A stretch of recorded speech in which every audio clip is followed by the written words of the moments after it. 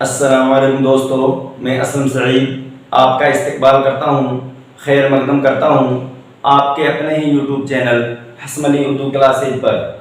جس بھائی نے ہمارا حسم علی یوٹیوب چینل ابھی تک سبسکرائب نہیں کیا ہے وہ جلدی سے جلدی چینل کو سبسکرائب کریں، لائک کریں اور زیادہ سے زیادہ شیئر کریں۔ تو دوستو، ہمارا جو اردو گرامر میں ٹاپک چل رہا تھا وہ تھا ثنائے اور بدائع۔ ثنائے اور بدائع کا جو ٹاپک ہے آج وہ انشاءاللہ پورا ہو جائے گا۔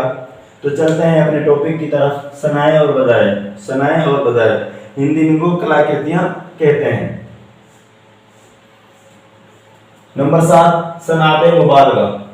صنعت مبالغہ شعر میں کسی چیز یا انسان کو حقیقت سے زیادہ بڑھا چڑھا کر پیش کرنا یا بہت زیادہ گھٹا کر بیان کرنا ہی صنعت مبالغہ کہلاتا ہے۔ اس کی 3 قسمیں ہیں۔ اس کی 3 قسمیں ہیں صنعت مبالغہ۔ صنعت مبالغہ شعر میں کسی چیز یا انسان کو حقیقت سے زیادہ، کسی چیز یا انسان کو حقیقت سے زیادہ بڑھا چڑھا کر پیش کرنا یا بہت زیادہ گھٹا کر بیان کرنا ہی صنعت مبالغہ کہلاتا ہے۔ بات سمجھ میں آئی بھائی آپ کے؟ اس کی 3 قسمیں ہیں، یعنی کہ شعر میں کسی چیز یا انسان کو حقیقت سے زیادہ بڑھا چڑھا کر پیش کرنا یا بہت زیادہ گھٹا کر بیان کرنا ہی صنعت مبالغہ کہلاتا ہے۔ صنعت مبالغہ کی 3 قسمیں ہیں۔ نمبر 1 ایسا مبالغہ، نمبر 1 تبلیغ۔ نمبر 1 کیا ہے؟ تبلیغ۔ نمبر 1 تبلیغ ایسا مبالغہ ہے جو اس حد تک کہ وہ عقل اور عادت تک ممکن ہو۔ جو تبلیغ ایسا مبالغہ ہے کہ جو اس حد تک کہ وہ عقل اور عادت تک ممکن ہو، عقل اور عادت تک ممکن ہو۔ عقل اور عادت اسے تسلیم کرے، تبلیغ مبالغہ کہلاتا ہے۔ میں عقل اور عادت اس دونوں چیزیں اس کو تسلیم کرے، بھائی ہاں یہ ہو سکتا تھا، یہاں تک ان کی عقل میں آ رہا ہے، تو اسے کیا کہتے ہیں؟ تبلیغ مبالغہ کہلاتا ہے۔ یعنی کہ کہیں پہ کوئی مجمع ہے، وہاں پہ اتنی تعداد ہے، تو عقل میں آ رہا ہے کتنی بھی تعداد ہو، اگر کوئی کہے گا کہ بھائی 2 لاکھ ہیں تو عقل میں آ رہا ہے بھائی ہو سکتے ہیں 2 لاکھ، اور عادت بھی یہ تسلیم کرتی ہے۔ تبلیغ ایسا مبالغہ ہے جو اس حد تک کہ وہ عقل اور عادت تک ممکن ہو، عقل اور عادت اسے تسلیم کرے، تبلیغ مبالغہ کہلاتا ہے۔ کیا کہلاتا ہے؟ تبلیغ مبالغہ کہلاتا ہے۔ نمبر 2 اغراق۔ نمبر 2 کیا ہے؟ اغراق۔ اغراق ایسا مبالغہ جس کو عقل تو تسلیم کرے لیکن عادت گوارا نہ کرے۔ یہ جو اغراق ہے وہ ایسا مبالغہ ہے جسے عقل تو تسلیم کر رہی ہے، عقل ہے جو وہ تسلیم کر رہی ہے، مگر کیا ہے؟ لیکن عادت گوارا نہ کرے، عادتاً وہ ناممکن ہو۔ عادتاً عقل سے تو ہو مگر عادتاً وہ ناممکن ہو۔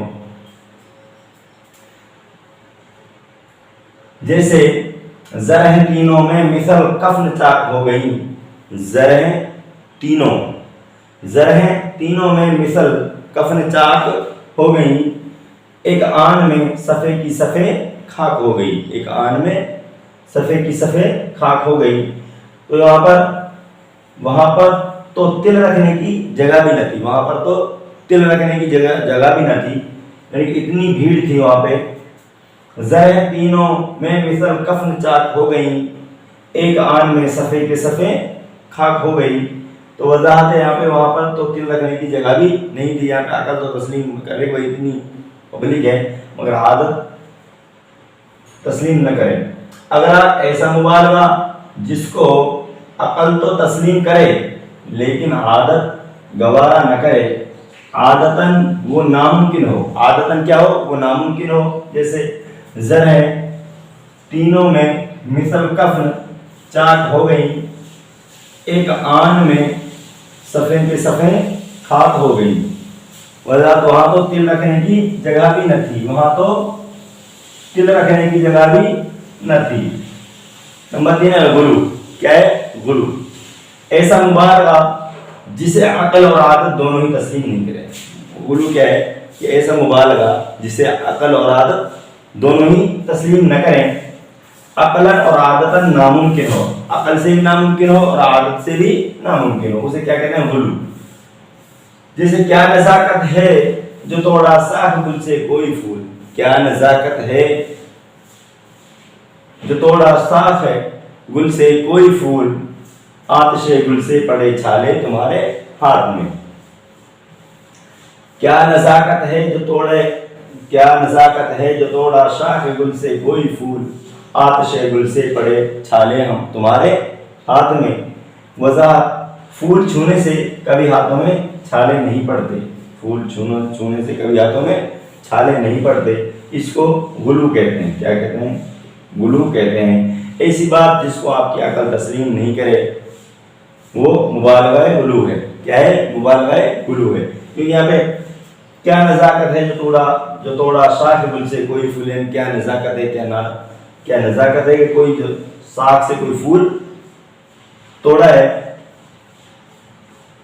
आतिशे गुल से पड़े छाले तुम्हारे, और यानी कि उसकी गर्मी से, उसकी आग से तुम्हारे हाथ में फूले पड़ गए हैं। तो यहाँ पे क्या है? फूलों से कभी हाथों में छाले नहीं पड़ते।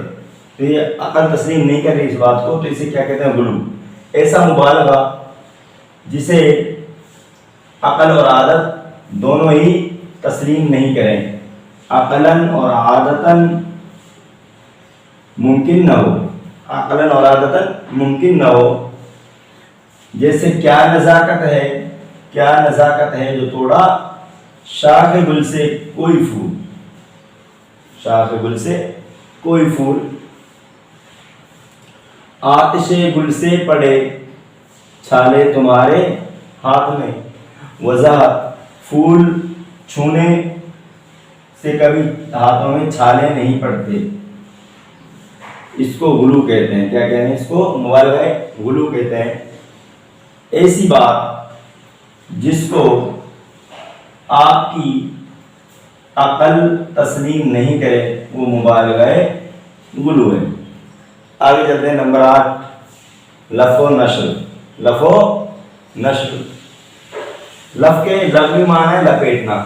लफ़ो नश्र, लफ़ के लग़वी माना क्या है? लफ़ के लग़वी माना है लपेटना। क्या है? क्या है बच्चों? लफ़ के लग़वी माना है लपेटना। लफ़ के लग़वी माना है लपेटना। इसी से लफ्ज़ लिफाफा बनाए, इसी से क्या बनाए? लफ्ज़ से लफ्ज़ लिफाफा बनाए। नश्र के माना है खोलने या बिखरा हुआ होने के। नश्र के क्या माना है? खोलना या बिखरा हुआ होने के। लफ़ो नश्र के माना हुए बिखरे हुए को लपेटना, बिखरे हुए को लपेटना, क्योंकि लफ़ के माना लपेटना है और नश्र के माना है बिखरे हुए या खुलने या बिखरा हुआ होने के। तो लफ़ो नश्र के माना क्या हुए? बिखरे हुए को लपेटना, बिखरे हुए को लपेटना। कलाम में पहले चंद चीजों को, कलाम में पहले चंद चीजों को लाना लफ़ कहलाता है। कलाम के अंदर पहले कुछ चीजों को लाना क्या कहलाता है? लफ़। और फिर हर एक की मुनासिबत को बयान करना, फिर हर एक की मुनासिबत को बयान करना नश्र कहलाता है। बात समझ में आई? कि कलाम में पहले चंद चीज़ों को लाना लफ़ कहलाता है और फिर हर एक की मुनासिबत करना नश्र कहलाता है। जैसे शिरकतो शेख ब्रह्मन से मीर, जैसे शिरकतो शेख ब्रह्मन से मीर, काबाओ देर से भी जाएगा, काबाओ देर से भी जाएगा, यानी काबा और मंदिर से भी जाएगा। तेरे रुखसार और कद, तेरे रुखसार और कद वो चश्म की हैं आशिक ज़ार, गुल जुदा सरू जुदा नरगिस जुदा बीमार जुदा। वज़ाहत, इन अशार के दोनों मिसरों में आने वाली अशिया की तरतीब एक जैसी है। इन दोनों अशार में आने वाली अशिया की, आने वाली चीज़ों की तरतीब एक जैसी है, इसीलिए ऊपर के दोनों अशार लफ़ो नस्र हैं। लफ और नस्र, लफ के माना क्या है? लफ के माना है लपेटना। क्या है? लपेटना। इसी से लफ्ज लिफाफा बना है। नश्र के माना है, नश्र के क्या माना है? नश्र के माना है खोलने के या बिखरा हुआ होने के, या बिखरा हुआ होने के। लफ और नश्र के माना हुए बिखरे हुए को लपेटना। क्या हुए? बिखरे हुए को लपेटना। कलाम में ऐसी चंद कलाम में पहले चंद चीजों को लाना, पहले चंद चीजों को लाना लफ कहलाता है। क्या कहलाता है? लफ कहलाता है। और फिर एक की फिर हर एक की मुनासिबत को बयान करना, फिर हर एक की मुनासिबत को बयान करना नस्र कहलाता है। क्या कहलाता है? नस्र कहलाता है।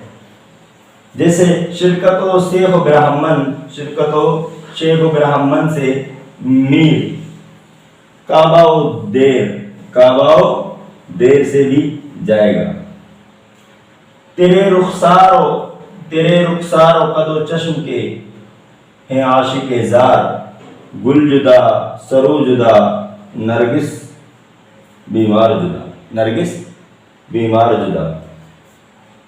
वजह इन अशार के दोनों मिसरों में आने वाली अशिया की तरतीब एक जैसी है, इसीलिए ऊपर के दोनों अशार लफो नशर हैं। ऊपर के दोनों अशार लफो नशर है। तो सनाए और बदाए का जो टॉपिक है वो यहाँ पे कंप्लीट हो चुका है।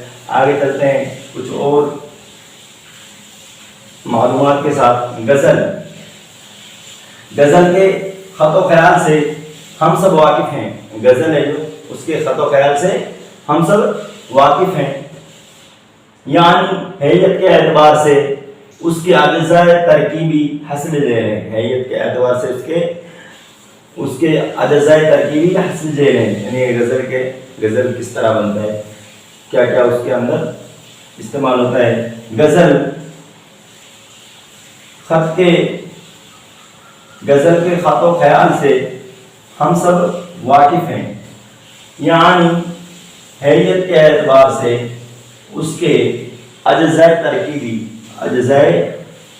तरकीबी हासिल ले रहे हैं। नंबर एक मुतला, मुतला भी कहते हैं उसको, मतला। नंबर 2 रदीफ, नंबर 3 काफिया, नंबर 4 मख्ता और नंबर 5 बहर। तो गज़ल के अंदर ये 4 अल्फाज इस्तेमाल होते हैं, मतला रदीफ, काफिया, मख्ता और बहर। नंबर 1 मतला, यानी मतला किसे कहते हैं? मतला गज़ल का पहला शार मतला कहलाता है। गज़ल का जो गज़ल है उसका पहला शार क्या कहलाएगा? मतला। गज़ल का जो पहला शार है क्या कहलाएगा? मतला कहलाता है, जिसके दोनों मिसरे हम काफिया और हम रदीफ होते हैं, और जिसके दोनों मिसरे हम काफिया और हम रदीफ होते हैं।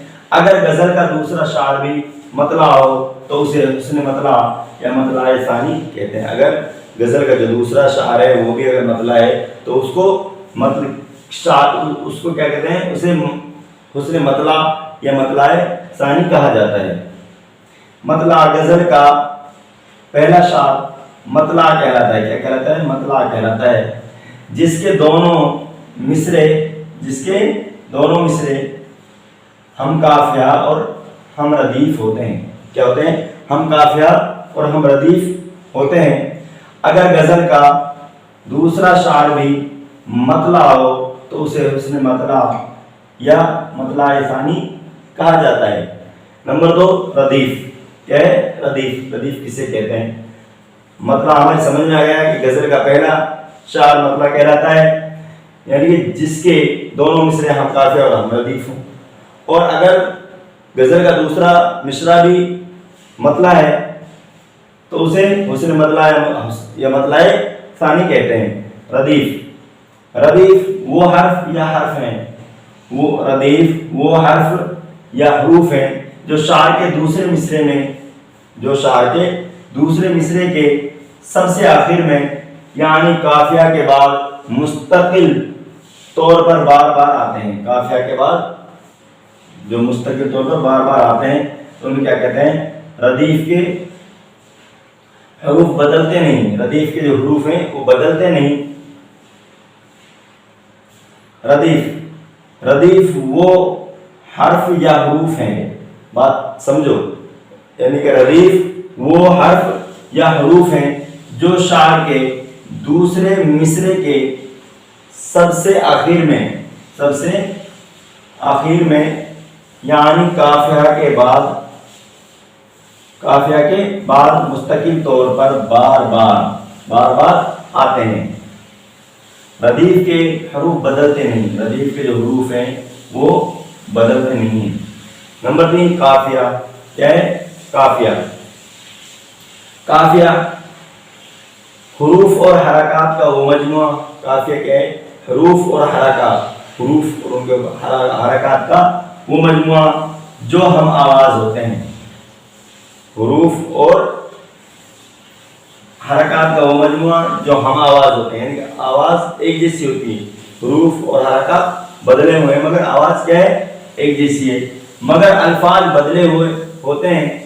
یہ غیر مستقل طور پر اشعار کے، یہ غیر مستقل نہیں آتا، یہ غیر مستقل ہے. کبھی کبھی طور پر اشعار کے دوسرے مصرے کے آخر میں ردیف سے پہلے بار آتے ہیں. بات سمجھ میں آئی؟ قافیہ حروف اور حرکات کا وہ مجموعہ ہے. قافیہ حروف اور حرکات کا وہ مجموعہ ہے جو ہم آواز ہوتے ہیں. کیا ہوتے ہیں؟ ہم آواز ہوتے ہیں، جن کی ایک جیسی آواز ہوتی ہے مگر الفاظ بدلے ہوئے ہوتے ہیں. الفاظ جو وہ بدلے ہوئے ہیں. ایک جیسے دشت بڑے سین سے آ گیا، دست چھوٹے سین سے، دشت تو دشت دریا بھی نہ چھوڑے ہم نے، دشت تو دشت دریا بھی نہ چھوڑے ہم نے، بحر ظلمات میں دوڑا دیے بولے ہم نے. اسی طرح وہ جو آخر میں آتے ہیں جیسے آواز ایک جیسی مگر الفاظ بدلے ہوئے ہیں. یہ غیر مستقل طور پر اشعار کے دوسرے مصرے کے آخر میں آتے ہیں مگر ردیف سے پہلے. مصرے کے آخر میں مگر ردیف سے پہلے بار آتے ہیں. آگے نمبر 4 مقطع کسے کہتے ہیں؟ غزل کا آخری شعر مقطع کہلاتا ہے. غزل کا آخری شعر کیا کہلاتا ہے؟ مقطع کہلاتا ہے. غزل کا آخری شعر مقطع کہلاتا ہے جس میں شاعر اپنا تخلص اختیار کرتا ہے. جس میں یعنی غزل کا آخری جو شعر ہے وہ مقطع کہلاتا ہے جس میں شاعر اپنا تخلص اختیار کرتا ہے. جیسے میر ہے، یہاں پہ یہ شاعر ہے. میر ان نیم باز آنکھوں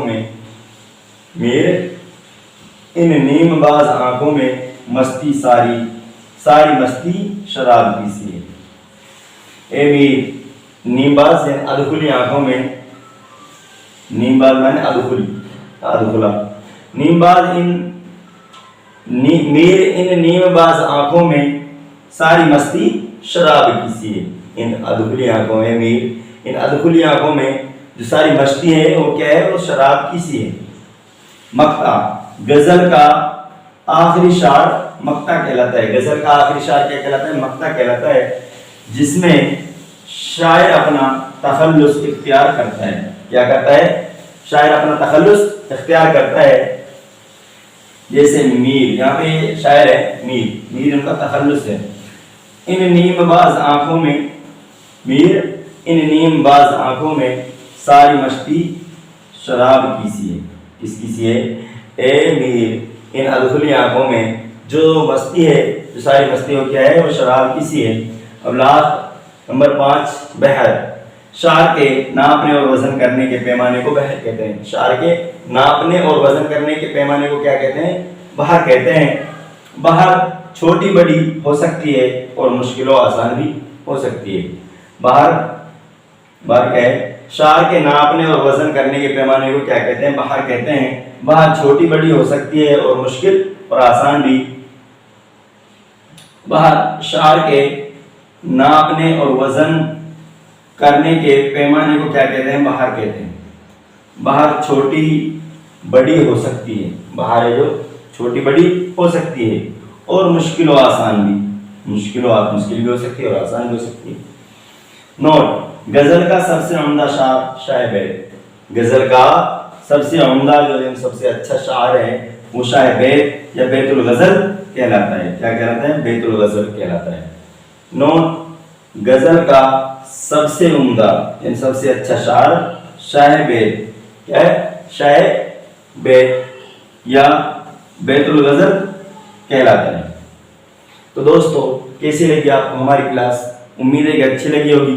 اگر کلاس اچھی لگی ہے تو کلاس کو لائک کریں، شیئر کریں اور زیادہ سے زیادہ سبسکرائب کریں تاکہ زیادہ سے زیادہ لوگوں تک اس کا فائدہ پہنچے، کیونکہ یہ نسبت کلاسز ہیں اور ہمارا ایگزام سر پہ ہے، اس کے لیے زیادہ سے زیادہ بھائیوں تک اس کا جو فائدہ ہے وہ پہنچے۔ تو اگلی کلاس میں آپ سے پھر ملاقات ہوگی ایک نئے ٹاپک کے ساتھ، تب تک کے لیے اللہ حافظ۔